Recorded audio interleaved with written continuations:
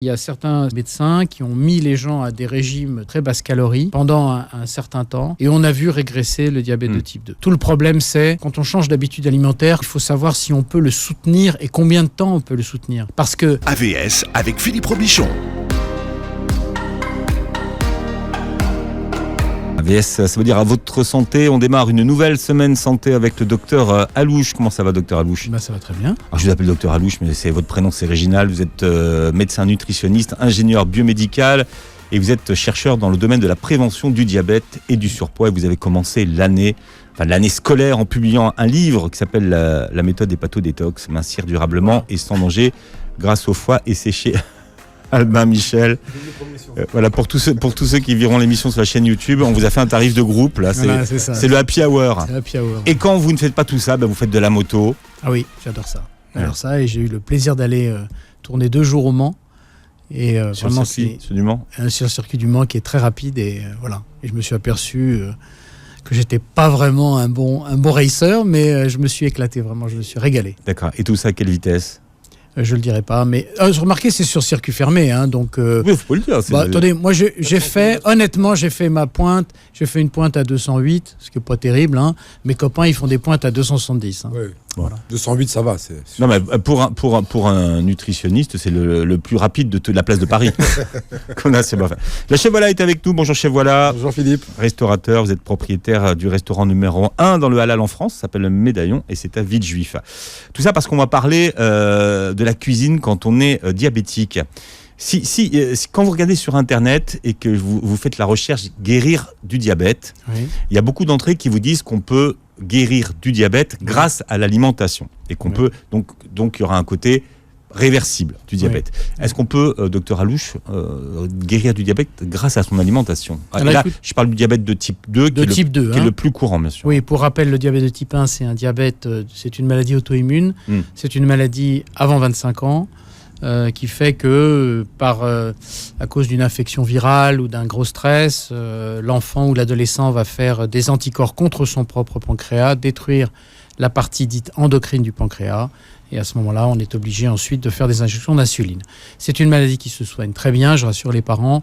Aujourd'hui, un diabétique de type 1 bien soigné, même s'il a commencé nourrisson à être diabétique, il a une espérance de vie équivalente à la moyenne nationale. Mais ça reste pas évident, parce que j'ai ma nièce qui a justement un appareil derrière le dos, c'est quand même une surveillance constante, ils sont connectés toute la journée. Voilà, la pompe à insuline derrière. Elle a quel âge, votre ? Marie, elle a 4 ans. Ouais. Elle a 4 ans et effectivement, ce que dit le docteur, elle avait rien au départ. Je pense qu'elle a dû subir un choc et c'est arrivé à l'âge de 2 ans et demi. Ouais. Elle est rentrée, elle avait plein de boutons partout, elle est rentrée en urgence à l'hôpital, on lui a dit voilà, vous avez le diabète de type 1. Voilà. Ça s'est passé comme ça. Mais la bonne nouvelle, c'est qu'elle fera attention à elle. Oui. Elle va apprendre sa maladie et donc elle sera beaucoup plus... La seule période compliquée pour les jeunes diabétiques de type 1, c'est la période de l'adolescence. Pourquoi ? Parce qu'à l'adolescence, on veut s'affirmer comme un adulte ou comme une adulte et on va rejeter un peu les règles. Et c'est pour ça qu'à ce moment-là, il faut vraiment que la relation avec le diabétologue et le médecin soit très bonne, parce que lui prendra le relais, parce que les enfants sont pas fous. Quand ils font une crise d'adolescence, ils sont pas fous, ils se mettent pas en danger, mais parfois, s'il y a une relation difficile avec les parents, parce que les parents peuvent incarner à un moment le diabète pour les enfants, et quand ils font leur crise d'adolescence, ils vont repousser ça. Donc c'est 2-3 ans, il faut bien les gérer, il faut les préparer, il ne faut pas les refuser, parce que c'est comme ça qu'on fait sa personnalité d'adulte. Mais quand on a un diabète de type 1, c'est un peu plus compliqué pour les parents. Ils sont déjà assez culpabilisés comme ça. La nuit, le jour. La nuit, ils sont là tout le temps, avec en permanence. Donc voilà, donc ça se prépare. C'est une maladie, si elle est anticipée, le diabète type 1, c'est une vie quasi normale avec... bien entendu, la contrainte que vous avez donnée. Mais par contre, c'est vrai que moi, je vois Maria, la petite, aujourd'hui, maintenant, d'elle-même, elle fait attention. Oui. Elle veut plus, par exemple, boire de boissons sucrées. Elle sait que de manger, par exemple, des pommes de terre le soir, c'est pas bon. Donc, elle va essayer d'elle-même, en fait, d'essayer de se gérer. Bon, elle est petite, ça reste un enfant qui aime le sucre. Mais elle commence vraiment à faire des efforts. C'est vraiment d'ailleurs impressionnant, parce que même ses parents me disaient ça hier. On en parlait avec mon frère, et il me dit de elle-même, elle commence à s'autogérer. Voilà, elle sera plus éveillée probablement sur des sujets comme l'alimentation. Elle est très éveillée. Comme l'exercice physique, parce qu'elle va très vite comprendre que les 2 variables d'ajustement pour elle, c'est l'exercice physique et l'alimentation. Puisqu'elle a une pompe, donc la pompe gère le reste normalement. C'est ça. Voilà, parce que on envoie en fait, on envoie de l'insuline avec. On envoie de l'insuline. En fait, une pompe, c'est un petit dispositif qui est au niveau de l'abdomen et qui va envoyer par une pompe qui va envoyer les doses d'insuline nécessaires avec un capteur. C'est ça.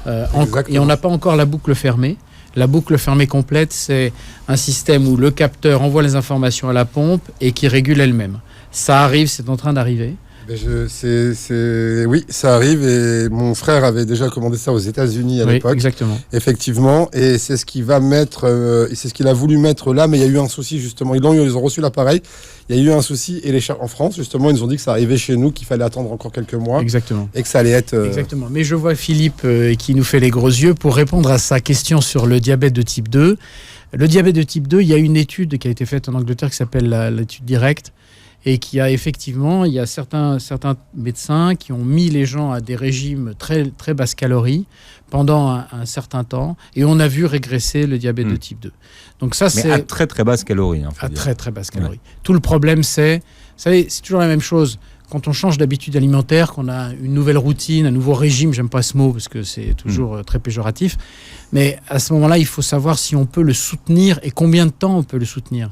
Parce que les habitudes alimentaires, ça se fait entre 4 et 7 ans, 8 ans d'âge. Donc après, quand vous avez 40 ans, changez les habitudes alimentaires qui sont là depuis des dizaines d'années. Vous qui êtes chef, vous voyez bien, les gens ont toujours tendance à choisir la même chose. Vous avez beau vous taper la tête contre les murs pour faire des trucs un peu différents. Ils veulent toujours manger la même chose. On l'a vu dans les cantines, il y a eu des études. C'est vrai que psychologiquement, on a fait un menu bistrot. J'ai enlevé les photos du menu bistrot parce que quand ils voyaient, par exemple, tagliatelle fraîche, un exemple, tagliatelle, ça leur parle. Nous, on fait pas de pâtes de base. Mais on s'est dit, on va faire un menu bistrot pour faire plaisir aux gens. Et en réalité, le bistrot est reparti beaucoup plus haut, justement au déni du gastro. Pourquoi ? Parce que les gens sont des plats qu'ils voyaient tous les jours. Donc psychologiquement, ils les connaissent. Voilà. Donc ils prennent pas de risque, ils prennent ce plat-là. Exactement. Voilà. Et par exemple, il y a eu des tests qui ont été faits dans les cantines scolaires où les enfants ont le choix. Et bien, on s'aperçoit qu'ils mangent toujours la même chose. Toujours la même chose. Et donc, c'est pour ça que les cantines doivent avoir des repas imposés dans les semaines, justement, pour que... Alors, donc, en tout cas, quand vous voyez sur Internet qu'on peut soigner le diabète grâce à un régime alimentaire, donc, si je vous comprends bien, docteur Alouche, c'est pour l'instant non. C'est oui, mais. Oui, mais. C'est oui, mais de là à... Si vous voulez, le problème, c'est que le diabète de type 2, donc le diabète qu'on a après 40-45 ans, c'est le plus nombreux, c'est 90% des diabètes. En France, c'est 4 millions de gens. Donc, imposer à 4 millions de personnes qui vont de 40 ans à 80 ans ou 90 ans des contraintes comme ça, c'est compliqué. Il faut aussi que le jeu envahisse la chandelle, parce qu'il faut aussi que la vie soit agréable. Si vous mangez plus rien pendant des mois et que votre vie devient un cauchemar, c'est compliqué. Donc justement, à quel moment, puisqu'on parlait de ça en tête, à quel moment il est conseillé aux diabétiques justement de pouvoir consommer du sucre ? À quel moment de la journée ? Parce qu'un diabétique aussi il consommera un peu de sucre, même si c'est pas autant qu'un non-diabétique, mais quel moment est plus important dans la journée pour manger du sucre ? En gros, il faut comprendre que le sucre, c'est une forme c'est le carburant. C'est ce qui va... Le cerveau, il consomme du glucose. Voilà. Donc tout notre tube digestif, qu'est-ce qu'il fait ? Il transforme ce qu'on avale en glucose. Alors bien entendu, il y a des vitamines, il y a de l'eau, il y a des minéraux, mais globalement, il le transforme en glucose. Et donc, le glucose, c'est un carburant. Le carburant, quand vous remplissez le carburant dans votre réservoir en voiture, eh ben il faut vous arrêter à un moment, il faut le consommer, et puis après, vous allez remettre du carburant. Et c'est exactement la même chose. Moi, je suis partisan de faire en sorte que le matin, on puisse avoir des glucides, parce qu'on sait que ceux-là, on va les consommer. Ne serait-ce que même si on a une petite activité, si on va marcher pour aller jusqu'au transport en commun, si on fait son ménage, si on fait ses courses, si on fait son truc, si on va à son boulot, on va bouger, on va marcher, on va le brûler. Le problème, c'est facile à comprendre, c'est si vous consommez les glucides le soir, à ce moment-là, le soir, vous allez dormir avec. Et le soir, vous allez les stocker. Et en fait, il faut savoir que le grand régulateur, le grand chef qui régule la glycémie, donc la glycémie, je rappelle, glucose, le sucre, hématie, le sang, donc le taux de sucre dans le sang, eh bien, je rappelle que c'est le foie. C'est le pancréas qui fait l'insuline, mais c'est le foie le général. Qui stocke. Et il stocke de deux façons. La première façon, pour lui, la plus simple, mais qui lui prend beaucoup de place, c'est le glycogène. C'est un assemblage de glucose ensemble qui met dans son propre parenchyme, dans sa propre structure. Et ce glycogène, il en a 20 minutes pour le cerveau. Parce que si on manque de trucs, c'est le foie qui donne l'énergie au cerveau. Parce qu'il faut savoir que les muscles sont très égoïstes. Les muscles, quand ils ont une réserve de glycogène, eh bien, ils les gardent pour eux. Ils les échangent pas entre eux. Mais le cerveau, il se sert pas en premier, lui ? Le cerveau se sert toujours en premier sur ce qui circule dans le sang, mais il y a quand même encore une réserve pour lui. Et puis la deuxième façon qu'a le foie de stocker, qui est la plus importante, comme le glycogène, ça lui prend beaucoup de place, et bien à ce moment-là, qu'est-ce qu'il fait ? Il fait ça sous forme de triglycérides. Tri, 3, glycéride, une chaîne de de sucre, avec un noyau glycérol. Et ça, il est capable après de le stocker à peu de frais dans les adipocytes, c'est-à-dire les cellules spécialisées qu'on a autour du ventre, qu'on a sur les cuisses, un peu sur le visage. Gras. C'est du gras. Voilà. Donc il a une réserve comme une usine, il fabrique, il met dans un stockage, il faut que son stockage lui coûte le moins cher possible. Voilà. Alors, chef, voilà, si vous êtes d'accord, moi j'aimerais que vous nous expliquiez deux notions dont on entend souvent parler, c'est l'hypoglycémie et l'hyperglycémie. D'accord. Est-ce que vous voulez bien nous expliquer et à quel moment elles se produisent ? Voilà. Alors, il faut savoir que le sucre est tellement important pour l'organisme et pour le cerveau qu'on en a toujours un minimum, ce qu'on appelle la glycémie à jeun. Cette glycémie à jeun, elle est comprise entre 0,75 grammes par litre, on dose en litres, et 1,05 grammes par litre. C'est comme ça qu'on nous teste d'ailleurs. Voilà, ça c'est la glycémie. On est tout le temps testé à jeun pour savoir quel est l'indice glycémique. Exactement. Ça c'est la glycémie de base, il faut qu'il y ait toujours du sucre qui circule. Parce que si vous descendez en dessous de 0,7, eh ben, c'est l'hypoglycémie. C'est-à-dire qu'à ce moment-là, les capteurs du cerveau, les capteurs des organes sont désorganisés, il n'y a pas assez de sucre. Et les premiers signes de l'hypoglycémie, c'est je me sens pas très bien, je commence à avoir des sueurs froides, je titube, et à un moment, je peux tomber dans les pommes. Est-ce qu'on peut en mourir de l'hypo ou de l'hyper ? On peut mourir. Si on a un malaise hypo et qu'on n'a pas quelqu'un qui vous resucre au début, ou que vous ne mettez pas quelque chose dans votre bouche pour commencer à resucrer, ou si on ne vous met pas une perfusion, eh bien, vous allez mourir. D'accord. Voilà. L'hyper, c'est autre chose. L'hyperglycémie, c'est qu'on n'a pas assez d'insuline. Il faut expliquer un peu l'insuline quand même, je suis désolé. C'est que quand... non, soyez pas désolé. S'il vous plaît. Quand votre sucre dépasse 1,05, 1,10, à ce moment-là, il y a un organe qui s'appelle le pancréas qui va fabriquer... Le pancréas, c'est un organe extrêmement important. Il est très profond. C'est un organe très compliqué. Il a deux fonctions. Une fonction dite exocrine, c'est-à-dire que c'est pas compliqué, exocrine, crine je sécrète, exo à l'extérieur. C'est-à-dire que le pancréas, il y a un canal qui fait qu'il va sécréter dans l'intestin des extraits pancréatiques qui vont permettre d'absorber les graisses. Voilà. Ça, c'est... Il reste quand même le pancréas très égoïste parce que quand il nous élimine le sucre, il nous élimine complètement le sucre. Alors, ça, c'est l'exocrine. Et puis, il y a l'endocrine. C'est-à-dire qu'il y a des cellules qui vont sécréter l'insuline et ils vont l'excréter endocrine dans le sang, endo. Voilà. Donc le pancréas, il a vraiment deux fonctions. Le pancréas, dès qu'il voit la glycémie augmenter, il sécrète l'insuline. Il envoie l'insuline. Voilà. C'est très très bête. Et à ce moment-là, l'insuline va faire rebaisser le sucre dans le sang. Puisque je vous rappelle que quand le sucre augmente dans le sang, l'insuline apparaît. Qu'est-ce que c'est l'insuline ? C'est une petite clé. C'est des milliers de petites clés qui vont ouvrir. Vous savez que le long de vos artères, vous avez des cellules. Donc chaque cellule est alimentée par des artères, des petites artères, même les plus petites. Et à ce moment-là, l'insuline, c'est une clé qui ouvre la porte et le sucre rentre dans les cellules. Et à ce moment-là, le sucre rediminue dans le sang. Vous êtes très nombreux à nous poser la question, c'est savoir qu'est-ce qu'on mange quand on est diabétique et puis à quoi il faut faire attention, quelles sont les bonnes associations qu'il faut faire. Le chef voilà est avec nous et puis le docteur Réginald Allouche termine la saison, on va le libérer, il a fait une belle saison. Il pourrait partir en vacances. Doc. Merci à Beurre. Une question, Doc, pour les diabétiques et on va venir sur la cuisine. Le matin, le menu type, en fait, puisque dans ton régime, dans ta méthode, on peut mettre du sucre le matin. Oui. Chose que moi, malheureusement, je suis pas habitué. Par exemple, le petit déjeuner du matin, quel serait le bon petit déjeuner pour une personne comme moi, d'1m80, 82 kilos, sans forcément avoir des gros problèmes de diabète. Mais je pense que, comme tout le monde, on arrive à plus de 40 ans, donc on commence à vouloir faire attention. Quel serait le petit déjeuner idéal pour une personne en forme et pour une personne diabétique ? Alors, déjà, par rapport à la question qu'a posée Philippe Robichon, je pense qu'il faut bien préciser qu'il ne faut pas diaboliser le sucre. C'est pas parce qu'on est diabétique qu'on mange pas de sucre du tout. Il faut juste manger des bons sucres. D'accord ? Ça, c'est très, très important. Parce que les gens disent « Ah, je suis diabétique, donc j'arrête tout. » Non, faut pas faire ça. Et là aussi, il y a une nouvelle mode, pardon de vous couper, docteur Alouche, qui arrive. C'est, vous savez, les années sans sucre. Les gens, ils traquent complètement les sucres. Oui. Mais bon, il faut dire aussi que dans les préparations industrielles, on met du sucre systématiquement, que c'est très peu légiféré.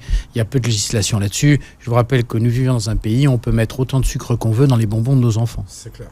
Alors qu'on réglemente sur bien d'autres sujets, mais que celui-là, par un hasard curieux, il échappe à tout législateur, et pourtant nos députés, ils font des lois, ils en font beaucoup. Mais le corps, il réagit pas pareil au même sucre, par exemple. Est-ce si c'est au sucre raffiné, ça va pas être la même chose que le fructose, etc. Exactement. Alors, d'abord, pour répondre à votre question, le matin, moi, je suis un traditionnaliste.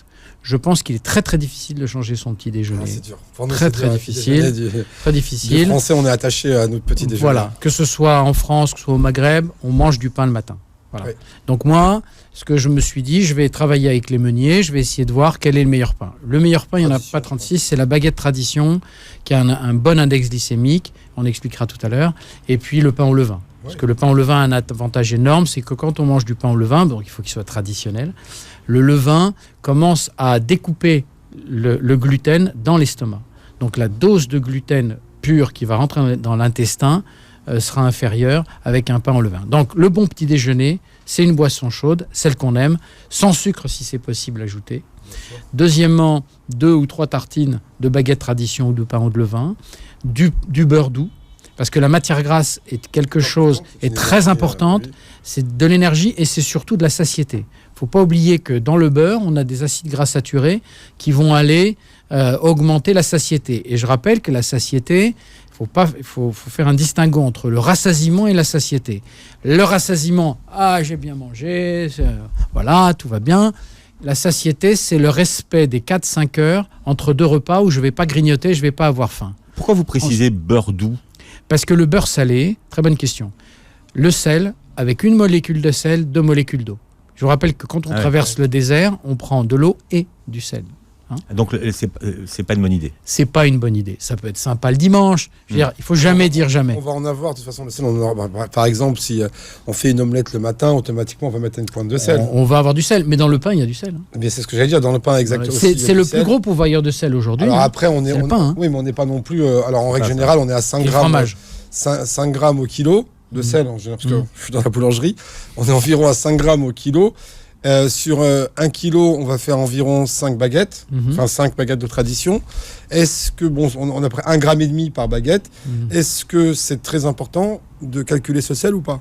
Oui, c'est important parce que la dose de sel que l'OMS recommande, c'est aux alentours de 6 grammes. Par jour ? Ouais. D'accord. Cumulé. C'est pas beaucoup, c'est pas énorme. C'est pas énorme. Entre l'entrée, enfin, c'est pas énorme. Matin, donc, midi et soir. Et puis, il y a aussi, dans le pain, il n'y a pas, on parle d'1,5 gramme. Parfois, c'est un peu plus, parce que le sel est un excellent conservateur, c'est qu'il attire l'eau, donc il fait gonfler, il fait lever, bref. Si le levain, tout est une question. Voilà, nous on fait que du levain, on fait pas de, il y a pas de levure. Mais le levain, ça veut dire qu'il faut conserver la mer. Exactement. Que la mer, il faut la travailler. C'est ça. Exactement. Mais on a cet aspect beaucoup plus salé sans rajouter forcément du sel en créant le levain. En fait, c'est faire fermenter la pâte, le levain. C'est une pâte que tu fais fermenter pour que. Soit la levure industrielle, soit le levain. Voilà, la levure chimique, c'est des champignons en fait. C'est un champignon qu'on va mettre dans Nous, on l'utilise pas pour la bonne et simple raison que la levure, c'est bien. Ça fait monter très vite la pâte. Donc en 4-5 heures, tu as une baguette. Sauf qu'à la fin de la journée, ta baguette, tu peux pas la manger parce qu'elle est dure. Avec le levain, on le garde 3 jours. On peut donner un petit truc aux auditeurs pour savoir si c'est au levain ou à la levure industrielle. C'est l'uniformité des bulles. Plus c'est industriel, plus les bulles sont les mêmes dans le pain. Vous savez, dans les alvéoles, en fait. Les alvéoles, voilà, pardon. C'est le bon terme technique, c'est ça. Et en fait, avec le pain au levain, les alvéoles sont beaucoup plus aléatoires. Il y en a des grosses. Et c'est comme ça qu'on sait si c'est un pain au levain. Donc, pour le petit déjeuner, on mange ces tranches de pain au levain ou de tradition avec du beurre non salé. Il y a une quantité ? Moi, non, j'en donne jamais. Parce que je parle jamais quantité. Mais si par exemple, on va prendre Tarek qui est avec nous, Est-ce qu'il a le droit, par rapport à son beau gabarit, et c'est un beau bébé, est-ce qu'il a le droit de manger, par exemple, un 3/4 de baguette? Et dirons-nous que... Oui, mais Tarek, Philippe, une baguette, par exemple, vu le gabarit, ou pas? C'est pas une question de gabarit. C'est un moment de décider dans sa vie qui on est et qu'est-ce qu'on veut devenir. D'accord. Vous savez, le problème, les gens ne mangent jamais. Moi, je ne connais pas d'obèses ou de gens en surpoids qui soient des gens négligés. En te disant, ouais, mais il est comme ça parce qu'il fait pas gaffe, il mange. C'est pas comme ça, la vie. Non, bien sûr. Les gens, s'ils mangent, c'est qu'il y a quelque chose en eux qui fait qu'ils ont besoin de se remplir, qu'ils ont besoin de ça pour s'apaiser. D'accord ? Donc, quand on explique à quelqu'un une routine, un régime, vous-même en tant que chef, vous leur donnez le respect d'eux-mêmes et l'estime d'eux-mêmes. Bien sûr. Je suis sûr qu'au bout de 2 tartines, 3 tartines, raisonnablement, on se dit j'ai bien mangé. Si on mange plus, c'est qu'il y a autre chose. Et c'est ce autre chose qu'il faut travailler. D'accord ? Moi, je ne connais pas de gros négligés. Je ne les connais pas. Je ne sais pas qui c'est. Quand vous travaillez et quand vous les écoutez, c'est pour ça qu'une consultation doit être longue, vous apprenez des choses sur eux et ils apprennent sur eux-mêmes.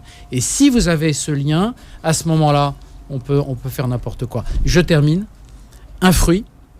Moi, je ne suis pas un farouche partisan des jus de fruits. Je vous expliquerai pourquoi pour le fructose tout à l'heure. Un fruit. Dans un premier temps, je n'aime pas beaucoup que les gens puissent consommer des bananes, des cerises ou des raisins pour des raisons uniquement pratiques. La banane, c'est un fruit qui est riche en amidon. Donc très, très, très riche en sucre. C'est comme la date. C'est un fruit de guerre. Je mangerais plutôt l'après-midi, moi, ça. C'est un fruit de guerre. La date et la banane. C'est des trucs que vous pouvez tenir avec des dates et une banane. Et les cerises et raisins, parce que c'est très, très difficile de se contrôler quand on mange le raisin. C'est vrai vous dites la date le matin, non? Non, la date, on peut manger une date. C'est pas un problème, une date, parce que la quantité est faible. Il ne faut pas manger 5-6 dates. 5-6 dates, c'est beaucoup. Surtout, il y a des très belles dates qui sont très appétissantes. Et puis, moi, ce que je conseille, donc, c'est le fruit et puis 3 noix. Alors, les 3 noix, pourquoi ? Parce qu'on sait que les noix, d'abord, apportent des acides gras insaturés et saturés, donc beaucoup d'oméga 3, qui sont très... pas antidépresseurs, c'est un peu exagéré, mais qui vont vous calmer, qui vont être anti-inflammatoires pour la journée et surtout qui vont amener une très bonne satiété. Donc vous cassez 3 noix et pour les gens qui se lèvent très tôt parce qu'ils ont un bus, un taxi, un train, machin, ils peuvent fractionner. Moi je leur conseille de fractionner, c'est-à-dire de prendre le petit déjeuner avec le pain à la maison. Si on n'a pas eu le temps d'acheter le pain parce qu'on se lève très tôt, parce qu'il y a des gens qui se lèvent très très tôt, à ce moment-là vous les mettez au congélateur, vous les prédécoupez, vous les ouvrez, vous mettez un petit pot micro-ondes. Bon, alors le micro-ondes, c'est pas ce qu'il y a de meilleur pour le pain, mais après vous dosez et vous pouvez avoir. Et le reste, vous le mangez soit dans le train, soit dans le... Voilà, c'est comme ça, on se débrouille. Mais un bon petit déjeuner, franchement, un bon petit déjeuner... Avec des fruits secs alors, hein? Non, pas de fruits secs. Moi, je préfère des fruits, des vrais fruits. D'accord. Des vrais fruits. Et de la noix. Et les 3 noix. D'accord. Voilà. Ça, c'est le petit déjeuner d'un diabétique ou pas diabétique. Parce qu'au fond, même un diabétique, il va bouger, il va se lever, il va marcher. Puis vous savez, un diabétique de type 2, il a encore une sécrétion d'insuline. Le problème, c'est qu'il est résistant à sa propre insuline. Hein. Et je rappelle... Et est-ce qu'on peut relancer alors cette production d'insuline ou pas ? Oui. Grâce à l'alimentation, justement. Aujourd'hui, on peut... non, il y a 2 façons de relancer la sécrétion d'insuline. Si vous voulez, le diabète, c'est assez simple à comprendre. C'est 2 facteurs. D'un côté, j'ai pris du poids, je ne fais pas d'exercice, je suis devenu résistant à l'insuline, parce que j'ai du gras un peu partout, dans mes muscles, dans mon foie. Et de l'autre côté, mon pancréas n'en peut plus, il fait de l'insuline, il commence à fatiguer. Mais des fois, il y a des gens qui sont très maigres et ils ont un diabète de type 2. Alors, les très maigres qui ont le diabète de type 2, c'est une très bonne remarque, ce sont des gens qui n'arrivent plus à stocker, qui génétiquement ne peuvent plus faire de stockage. Comme ils ne peuvent plus faire de stockage, eh bien le sucre circule dans le sang. Et ça, c'est dangereux. Ça, c'est dangereux. Bah oui, c'est beaucoup plus dangereux que celui qui... Vous savez, c'est cet homme de 45 ans qui a toujours mangé n'importe quoi, qui avait juste un petit bidon, et puis à un moment, son bidon augmente, puis il ne peut plus. Et à ce moment-là, la décision, c'est je laisse flotter le sucre dans le sang. Voilà, donc ça, ce petit déjeuner-là, globalement, il va à tout le monde. Et moi, dans mon expérience... Le fromage ou pas on peut rajouter le fromage à la place du beurre, je préfère. À la place du beurre. Parce que ça alors pour avoir fait... Pour avoir suivi, moi, la chrononutrition du docteur Delabo pendant des années, je mange du fromage le matin. Et il est vrai qu'on a quand même... on est bien rempli jusqu'à... Ah non, mais c'est indiscutable. Voilà, si on mange très sucré, ça m'est arrivé de manger, comme tout le monde, hein, un bol de céréales, la chose qu'il ne faut pas manger le matin avec du lait. 2 heures après. Voilà, 2 heures après, t'as la dalle, c'est ça, t'es affamé. qu'en mangeant... C'est le cas de nos enfants, d'ailleurs. Bah, c'est ça. Qu'en mangeant vraiment le matin ta tartine au fromage... alors, moi, je mange des œufs, je mange un peu de tout. Hein, je fais pas que 100% la technique. Mais c'est vrai que je m'aperçois que j'ai vraiment pas faim, mais du tout. Si je mange vers 8-9 heures, je vais avoir faim vers 13h, 13h30, 14h. Alors, le fromage, 1000 fois oui. Le seul problème, c'est qu'il y a des gens qui ont du mal le matin avec l'odeur du fromage. Voilà. Donc, ceux-là, je leur recommande, par exemple, de prendre un fromage frais de chèvre. Vous savez, le fromage frais de chèvre, parce qu'on peut le tartiner. Oui. Et ça, c'est très bien aussi, c'est aussi bien que le beurre. Et on peut le cuisiner aussi en quiche, on peut le faire en feuilleté, on peut le faire en plein de choses. Voilà. C'est important, mais c'est important parce que ça prend pas plus de temps en fait en réalité de préparer pour la semaine. Vous voyez, il faut pour ça le beurre, vous pouvez laisser la plaquette au frigo. Ouais. Le fromage frais, il faut qu'il soit frais. Ouais. Il faut donc c'est déjà une logistique différente. Alors le fromage frais, qu'est-ce que vous appelez fromage frais? Vous savez, comme les petits Billy. D'accord, mais pour vous, le comté, tout ça, c'est... Ah, le comté, on peut, mais il y a beaucoup de gens qui ont du mal avec cette odeur-là le matin, c'est tout. Mais ceux qui peuvent, pourquoi pas, il n'y a pas de problème. D'accord. Moi, je suis pas... Alors là, de ce côté-là, donc, je suis absolument aligné. Le matin, ce serait top, quoi. Croque-monsieur le matin. Béchamel, fromage, tranche de jambon. Là, vous y allez trop fort pour moi. C'est trop fort. C'est trop fort. Sans le pain de mie. Un croque-monsieur sans le pain de mie. Un croque-monsieur sans le pain de mie. Alors, avec un pain. On prend la baguette de tradition, par exemple. Ouais. On l'utilise comme si on utilisait le pain de mie. On va y mettre donc un petit peu de beurre, une petite tranche de jambon, un peu de béchamel, un peu de fromage. Ouais, et vous mettez ça à griller. À griller au four. C'est pas mal. Très bien, mais logistique. D'accord. Logistique. Vous savez, j'ai beaucoup de patients. Le week-end, c'est plus facile. Voilà, qui ne mangent pas le matin. Oui. Oui. Qui ne mangent pas. Mais parce qu'on mange trop. Alors, ça, je l'ai fait. Moi, je t'en ai parlé, docteur, juste avant. J'ai eu le double régime yo-yo. Je l'ai fait, ça. En fait, c'est parce qu'on mange le soir. Ouais. Ceux qui ne mangent pas le matin, c'est parce qu'on mange trop le soir. Celui qui mange très léger le soir, il a faim le matin. Exactement. C'est qu'on pousse trop le soir la consommation. Et il y a une petite sensation que je recommande. C'est que lorsqu'on commence comme ça à inverser, à manger le matin et à manger léger le soir, on est très content le matin de se réveiller, avoir faim et d'avoir envie de ses tartines, son café, son machin. C'est top, c'est vrai. Plutôt que d'être écœuré quand on se lève le matin, on se dit bon, je prends un petit café, je vais travailler. J'ai pas envie de manger, c'est voilà. ça. Exactement. Ça, si vous pouvez retrouver cette sensation, elle est absolument géniale. Attendre son petit déjeuner.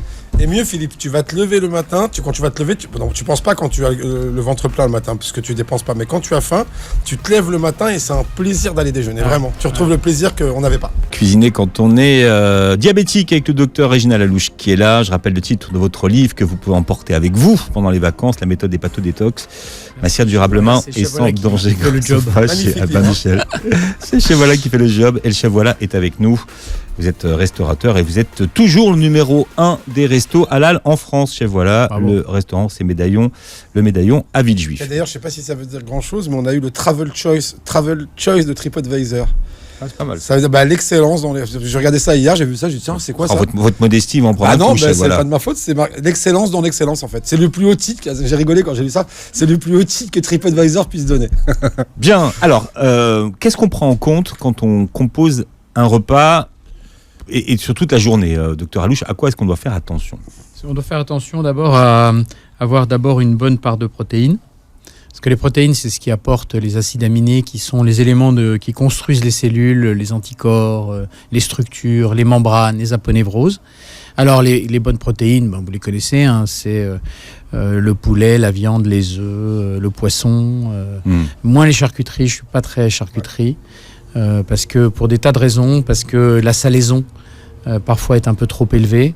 Et on a des risques avec les nitrosamines que ça peut faire au niveau de l'intestin grêle. Les nitrosamines, c'est... Les nitrosamines, c'est des produits de dégradation des sels nitrités qui servent à la salaison des charcuteries. C'est pour ça que la charcuterie change de couleur. Voilà, exactement. Ah oui. D'ailleurs, quand on fait des études, il faut comprendre en France, il faut reciter les données de l'Ofival, parce qu'on est toujours en train de dire oui, vous mangez trop de viande, c'est pas vrai. Hein. En France, on ne mange pas assez de viande. On mange beaucoup de charcuterie, oui. C'est pas la même chose. On mange aussi beaucoup de VSM, de viande séparée mécaniquement. Donc, tout ce qui va être steak haché dans les sandwicheries qui sont recomposés. Mais la viande en elle-même, on est loin du compte. La consommation a beaucoup baissé. Ah oui, on est très très loin du compte. Il faut regarder juste l'Ofival pour ceux qui s'intéressent. L'Ofival, c'est la donnée justement des viandes en France. Et qui inclut justement et tu vas voir que, pour dire une bêtise, la viande de veau, on est à 100 grammes par semaine de viande de veau par Français. Ouais. C'est pas grand chose. Ouais. En viande de bœuf, on est à 250 grammes par semaine. Et puis on a beaucoup abandonné les abats et la triperie, et c'est très dommage. Parce qu'en termes d'apport en vitamines, en fer, c'est très important. Une tranche de foie, c'est un trésor. Ça ne veut pas dire qu'il faut en manger tous les jours. Il faut en manger une fois par mois. Mais voilà, donc une protéine avec de la viande. La viande rouge. Alors, le problème de la viande rouge, c'est effectivement, est-ce qu'elle a été stressée, pas stressée. Il y a plein de choses. Moi, je considère que quand on mange la viande d'un animal, il faut la respecter. Bien sûr. Il nous donne son corps à manger. Le moindre chose qu'on puisse lui faire, c'est de la respecter. Parce que c'est un être qui a été créé, et cet être, il faut le respecter. Alors, pour manger la viande rouge, moi, justement, je vais vous poser une question, Doc, c'est important pour tous les sportifs. Le midi, parce qu'on est préconisé, dans moi, ce que je fais, je mange beaucoup la viande rouge le midi. Alors, on me dit souvent, les sportifs, mais moi, je mange beaucoup de viande blanche. Mais moi, je me suis aperçu, et vous allez me dire si c'est vrai, comment se fait-il que si je mange un steak de 180 grammes de viande rouge, et que si je mange 180 grammes de viande blanche, mon effet de satiété va être beaucoup plus présent avec la viande rouge qu'avec la viande blanche. J'ai encore l'impression qu'il me manque à manger. Parce que la viande rouge est dite héminique. Elle est très riche en fer. Très, très riche en fer. Et donc, en fait, c'est cette richesse en fer qui vous donne cette sensation. Je pense que la viande rouge, il faut en manger 2 fois par semaine. D'accord. Je pense que 2 fois par semaine, c'est bien, mais il faut une belle viande rouge, une bonne viande rouge, pas trop cuite non plus, parce que voilà, faut. Moi, je disais que pour nous, c'était 1 kilo par 1 gramme par kilo. C'est-à-dire, moi, je fais par exemple 10 grammes par kilo. Je fais 80 kilos. Je mange entre 750 et 800 grammes de viande par semaine. Est-ce que c'est un bon indice? Oui, c'est un bon indice. Alors après, je peux les manger soit en un seul coup, soit 3 fois dans la semaine, mais voilà, mais je dépasse pas cette viande-là. Vous savez, je veux dire, le problème des quantités, c'est est-ce que vous avez une activité physique ou pas? Ouais, c'est ça. C'est tout. Si on a une activité physique, parce qu'il n'y a pas que des protéines dans la viande, il y a du gras aussi. Il y a du gras aussi. D'accord? Donc le gras, il va falloir aussi le brûler. Parce qu'on brûle le sucre, mais on brûle aussi le gras. Donc en fait, dans les protéines, c'est vrai qu'à chaque fois qu'on ouvre le tiroir, il y a plusieurs tiroirs qui sortent. C'est pour ça que c'est compliqué, et c'est pour ça que je vous remercie de faire ces émissions. Donc il y a le poisson, bien entendu, qui reste la protéine. Bon, encore faut-il qu'il soit pas trop gros. Je vous rappelle que le problème aujourd'hui, c'est que les gros poissons type thon, espadon et ainsi de suite sont des poissons qui sont assez pollués aux métaux lourds, puisqu'ils mangent les petits poissons, donc ils accumulent les métaux lourds. Donc les poissons qu'on doit manger régulièrement, c'est surtout sardines, maquereaux. J'adore la sardine, c'est ce que j'allais dire, la sardine. Sardine, c'est ce qu'il y a de moins cher au monde. Mais c'est le meilleur des meilleurs poissons. Ça vaut 1 euro le kilo. Doc, là, 1 euro le kilo. C'est fini ce temps-là. C'est fini ce temps. Il va au marché à Tunis. À la goulette. Non, c'est un peu plus cher que ça quand même, mais c'est vrai que c'est un des poissons les moins chers. En tout cas, ça a été pas cher. Mais le maquereau et la sardine, qui étaient vraiment des plats de pauvres, la sardine, on est à 6, 7, 8 euros le kilo. Même 8 euros le kilo. Il est sympa, mon poissonnier, alors, parce qu'il me connaît. Parce que je vous assure que je paye pas cher. Alors, donnez l'adresse, je vous jure. En plus, s'il a 1 euro le kilo. Il va me dire, non, on veut le même prix que le docteur. Non, c'est pas question. Donc un repas, vous avez votre protéine. Ensuite, il vous faut de toute façon des légumes. Et là, il faut les 3 couleurs. Il faut du vert, du jaune, du rouge. Le soir ? À midi. Une grosse salade mixte, même de l'avocat. L'assaisonnement est très important. Évitez les assaisonnements de certaines brasseries où on fait tch comme ça, parce que c'est pas comme ça l'assaisonnement. Mais par exemple, un petit huile d'olive, citron, gingembre, vinaigre de balsamique, une cuillère de miel, ça passe. Alors, moi, je suis pas chef, j'ai pas votre savoir-faire. Moi, j'aime bien l'huile de colza, le mélange huile de colza, huile d'olive. Oui, parce que ça permet on peut les acheter en plus. Exactement, ça cherche les oméga 3. Gingembre, 10 fois. Vinaigre, j'aime bien mélanger le balsamique et le non balsamique, parce que le balsamique est sucré. Ouais. Et donc, c'est une dose de sucre qu'on ajoute. Le miel, c'est la même chose. Il faut en mettre vraiment très peu. Une marmounette. Voilà, une marmounette. C'est du fructose d'ailleurs. Le miel, c'est du fructose, non? Le miel, c'est du fructose essentiellement. Voilà. Et le fructose, vous savez qu'il est très particulier. Il n'y a pas que du fructose dans le miel, mais il y en a beaucoup. Voilà, le fructose, c'est un sucre qui est uniquement métabolisé par le foie, et ça lui demande beaucoup de travail. C'est pire que le saccharose? C'est pire. Alors, dans les sucres, vous avez les monosaccharides et les disaccharides. Oui. Le monosaccharide, c'est le fructose, qui est que du fructose. Et les disaccharides, c'est le saccharose, où il y a fructose-glucose. D'accord. Donc, quand par exemple, vous pressez un jus de fruits, vous n'avez que du fructose. Et ce fructose-là, c'est que le foie qui va s'en occuper pour le transformer en glucose.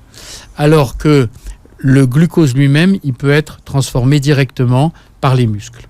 D'accord. Donc, quand le foie transforme le fructose en glucose, ça lui demande beaucoup de travail et il fait rien d'autre en même temps. D'accord. Et donc, c'est comme ça qu'on fait du foie gras. D'ailleurs, comment on fait du foie gras ? On gave, On gave les oies avec du maïs, avec du maïs. qui est riche en fructose. Et donc, on est Voilà. bien d'accord, docteur, puisque vous parlez de foie gras, ça tombe bien qu'on ne peut pas faire du foie gras. On ne peut pas parler de gavage naturel avec du foie gras. C'est que la bête, elle est automatiquement, quand le foie il est retourné, c'est qu'on a chopé comme une cirrhose. On est bien d'accord. C'est une stéatose Une stéatose, voilà. qui devient cirrhotique, Voilà. mais en général, on les abat au niveau de stéatose. Mais il faut savoir aussi que c'est pas par hasard si on le fait avec des oies et certains canards, c'est que comme ce sont des migrateurs, ils ont une capacité à avoir un foie de stéatose pour avoir des réserves pour traverser un D'accord, océan. ok. Et donc, D'accord. si la bête se gave toute seule, elle peut arriver Mais- en stade de stéatose. Mais Exactement. la Elle le fait tous les Elle ans. le fait, ouais, Elle c'est le ça. fait tous les ans pour pouvoir traverser. Comment on traverse 5000 km d'océan si on n'a pas de réserve? On Mais stock. attends, stéatose, c'est pas cirrhose, on est bien Non, d'accord. non, non, C'est-à-dire qu'elle est stéatose, au stéatose, maximum. c'est pas sur- Voilà.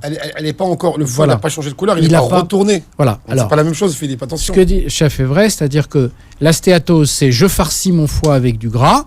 Comme ça, après ce gras, je peux m'en servir comme carburant, parce que c'est un carburant accessible.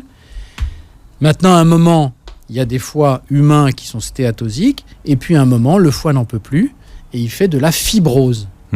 La fibrose, qu'est-ce que c'est? C'est que toute cellule qui souffre dans notre organisme s'entoure pour se protéger.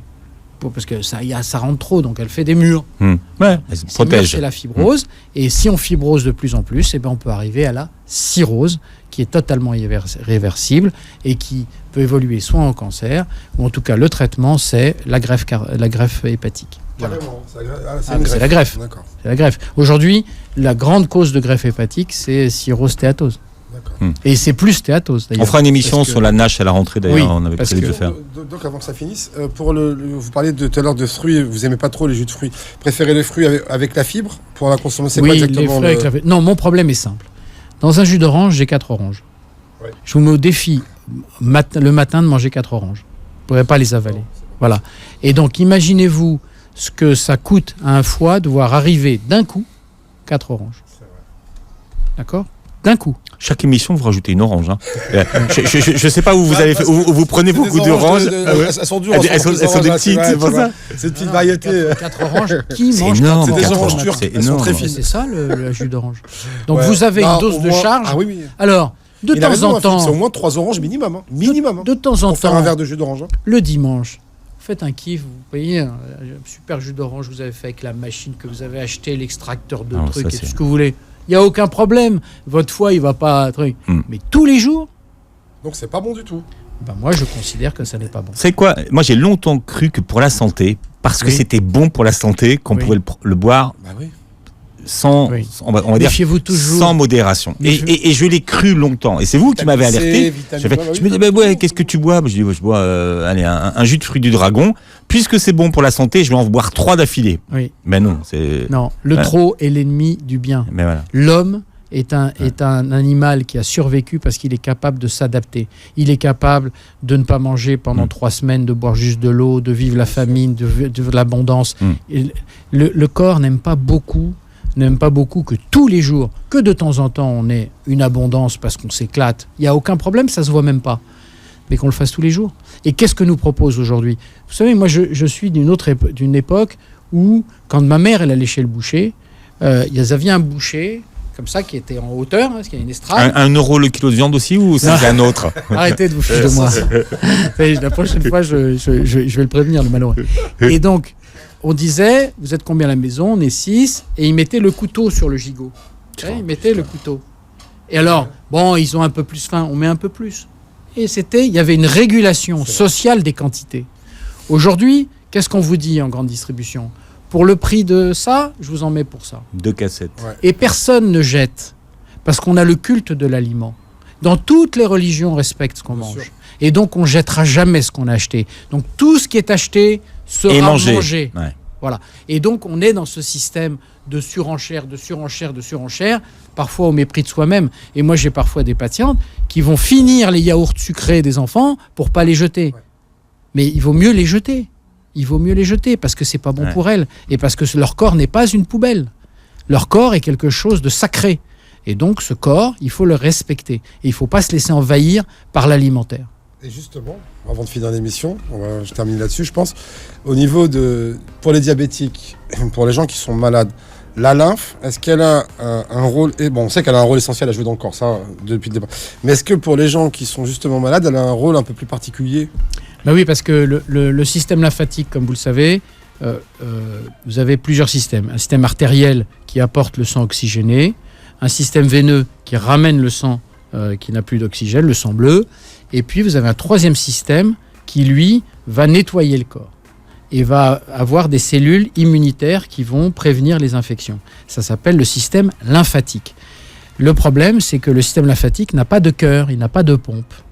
Et donc, comme il n'a pas de pompe, eh ben, ce système qui triple vraiment les artères, les veines et la lymphe, eh bien, ce système, si justement on ne fait pas de l'exercice physique ou au moins de la marche, ce système ne fonctionne pas. La seule moment où il peut fonctionner, c'est quand on couche, on dort, où il va justement pouvoir revenir un petit peu. Mais sinon, si on reste trop devant sa télé, on commence à avoir les jambes lourdes, le système ne passe plus la barrière au niveau du bassin, on a un corps qui commence à s'apesantir et on a de temps en temps plus de maladies, on se sent moins bien, on a donc la lymphe, le système lymphatique, c'est extrêmement important. Et je rappelle, et je termine, beaucoup d'acides gras remontent au foie par le système lymphatique, par ce qu'on appelle les chylomicrons.